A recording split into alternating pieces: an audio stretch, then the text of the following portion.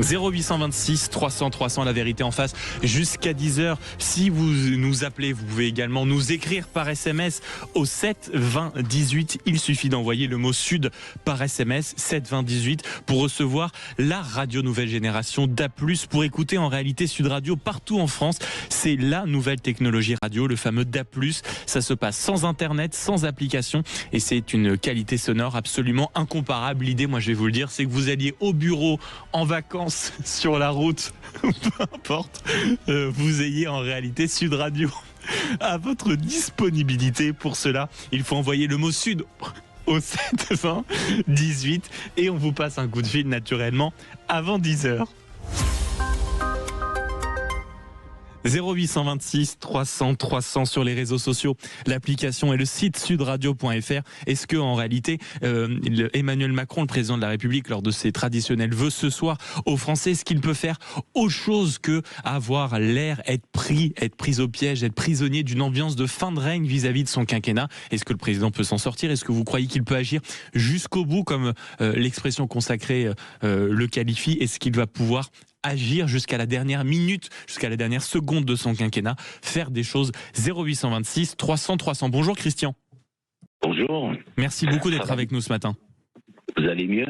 Mais oui, ça va mieux. Oui, il y a eu un petit fou rire là. Il y a eu un petit fou rire, ouais. mais ça va un peu mieux, mon cher Christian. Vous allez bien? Faites-nous participer. Oui, ça va très bien, merci, c'est gentil. Est-ce que vous allez par exemple regarder le président de la République ce soir, ou est-ce que vous faites partie vraiment des désabusés du macronisme, à savoir que peu importe ce que le président dira, c'est déjà fini? Voilà, vous avez tout trouvé. Ça sera blacklisté, c'est mort. Non, je regarderai pas, c'est pas possible. Je pense qu'on a suffisamment entendu. Et qu'est-ce que vous voulez qu'il nous dise? J'espère en tout cas qu'il va pas se remettre sur l'Ukraine pour les Français, parce que je pense qu'ils en ont plein les oreilles. Et puis que voulez-vous aujourd'hui qu'ils puissent faire pour essayer de remonter la pente? Moi, je regarde sur les réseaux sociaux vite fait comme ça. Vous avez des appels, vous le savez comme moi, à ce que les gens aient demandé que le téléviseur reste noir ce soir. Et c'est un peu de la punition, et puis c'est à moins qu'on ait vraiment une très bonne nouvelle, ça peut arriver. Ce serait quoi par exemple pour vous les bonnes nouvelles, mon cher Christian? Sa démission, évidemment. Ça serait le plus beau cadeau qu'il pourrait faire à la France aujourd'hui. À part ses voyages et le reste, il commande plus la France. C'est fini, vous le savez comme moi. Il n'y a plus rien. Vous trouvez, Christian, que le président de la République vraiment n'a plus les commandes du pays France? Ça fait un bout de temps, regardez le Sénat, regardez aujourd'hui les chambres de députés et le reste, il n'a plus sa main mise dessus, à part dans quelques médias de la télévision où il peut un petit peu alimenter les journalistes, mais autrement, il n'y a plus rien, non. On peut plus faire quoi que ce soit à l'entendre, c'est même, je crois, aujourd'hui, si vous voulez rater vos fêtes de Noël, de fin d'année, vous avez juste à l'écouter. Ah oui, d'accord. Ça c'est radical, Christian. Écoutez, vous savez, il nous a pas filé le mal quand même, hein, si on fait son bilan, hein. Je veux dire, c'est pas terrible, faut être honnête, hein. Ouais. Moi, j'en ai pas après la personne. Bon, le mec, il est là, c'est un pion, on l'a mis en place, c'est très très bien, mais là, il faut arrêter, je pense vraiment. Mais il faut arrêter. Il faut arrêter. Ce sera en tout cas dans 2 ans, hein, l'échéance des présidentielles en 2027, un peu moins de 2 ans d'ailleurs. Merci beaucoup, mon cher Christian, et on a bien compris, il n'est hors de question que vous soyez devant votre téléviseur ce soir. 0826 300 300. En réalité, auditeur de Sud Radio, est-ce que vous pensez que le président peut réussir à faire en sorte que ses vœux ne ressemblent pas à une fin de règne? Est-ce que le président de la République peut tout simplement agir encore jusqu'à la fin de son quinquennat? 0826 300 300. Bonjour Olivier. Bonjour. Merci beaucoup d'être avec nous ce matin. Ben, je vais être un peu comme Comme Christian. Oui, mais les gens maintenant s'en fichent, mais bon, je me mets à la place de Macron, parce que moi, pour comprendre le système des gens, j'essaie de me mettre à leur place. Et c'est le berger qui dirige les moutons, hein. Donc les moutons, ils sont pas contents, mais ils sont obligés de suivre. Ils disent rien. Et lui, il profite de ça. Alors il y a quelques hommes politiques qui sont contre lui, qui essayent de remonter des troupes contre lui, mais dans l'ensemble, tout va bien. Hein. Pour regarder, moi parce que je regarde sur les réseaux sociaux aussi, il y a toujours des gens qui disent heureusement qu'il était là, il a fait ça, il a fait ça, il a fait ça. Et quand on regarde, ce sont des mensonges. Moi, j'ai repris son prospectus de campagne là. En 2017, la révolution qu'il appelait ça. Et il dit les retraites, j'y toucherai jamais. Et 2 ans après, il change de retraite. Et il a tout modifié. Alors, il y a beaucoup de présidents qui ont agi un peu comme lui, disent « Ah ouais, mais moi, le chômage, non. Le chômage, il trafique. C'est facile de trafiquer les chiffres. Oui. Ah, mais ces chômeurs-là, on les indemnise plus. Mais ils sont toujours au chômage, les gens. Oui. Mais ils touchent plus rien. Alors il dit, il y en a en moins. Non, il y en a toujours autant. Mais vous y avez cru, vous me parlez du programme de 2017, 7 ans après, Olivier, ou 7 ans auparavant, vous avez cru dans la révolution que proposait le président de la République? Je dis révolution parce que c'était le titre de son livre.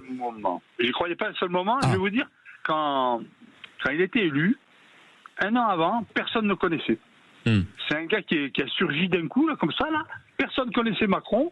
Il se retrouve président de la République. Bon, il était quand même ministre de l'économie et secrétaire général de l'Élysée, Olivier. Bon, personne ne connaissait. Oui, il n'était pas connu du grand public, certainement. Voilà, les Français ne le connaissaient pas.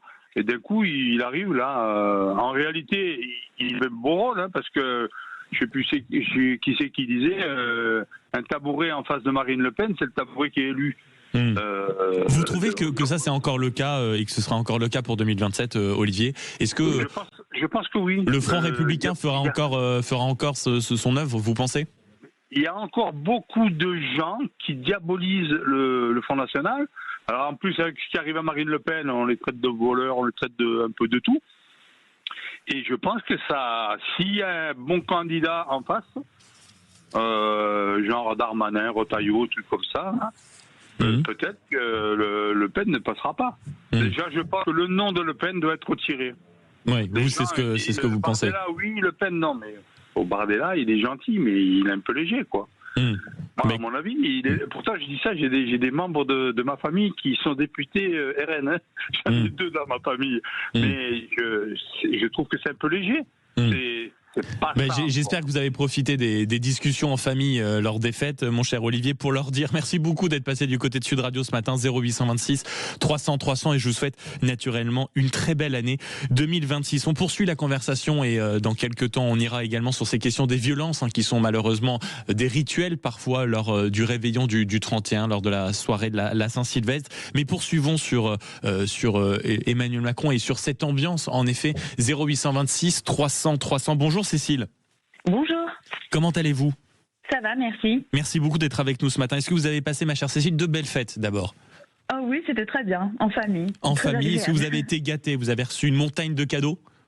Pas une montagne, mais des cadeaux. Mais une grosse colline peut-être de cadeaux déjà, c'est bien. Ouais, voilà, c'était très bien. Est-ce que vous sortez ce soir, ma chère Cécile? Si vous ne sortez pas, est-ce que c'est pour avoir le temps de regarder le président de la République, ou si vous ne sortez pas, c'est par crainte des violences qui sont malheureusement devenues habituelles lors des soirées du 31? Alors, ni l'un ni l'autre, mais je ne sors pas en effet. Mais en revanche, c'est vrai que aller dehors ne m'attire plus du tout. Moi, j'habite à côté de Lyon, et même pour tout ce qui est festivités, type 8 décembre, etc., que l'on fête nous, je sors plus parce que voilà, que ce soit ce genre de festivités où on sait après un match de foot, on sait qu'il y a complètement des dérives à chaque fois et que qu'il y a toujours un moment où ça part en cacahuète. Et vous, ça vous décourage, même dans une ville comme Lyon, assez régulièrement, par exemple, si de temps en temps vous sortez avec des collègues, des amis, en famille, vous sentez que ça devient, lors de grands événements, une sorte d'habitude comme ça, la crainte des violences à un moment? Oui, tout à fait. On sent que c'est devenu habituel. Je pense que c'est que voilà, il y a un engrenage comme ça qui se fait de plus en plus, et que c'est tout à fait inévitable. Ouais, écoutez, merci beaucoup Cécile d'avoir été avec nous. Bon réveillon quand même, tranquillement chez vous, et une merveilleuse année 2026. Merci beaucoup de nous écouter sur Sud Radio, et très belle fin de journée. Dans un instant.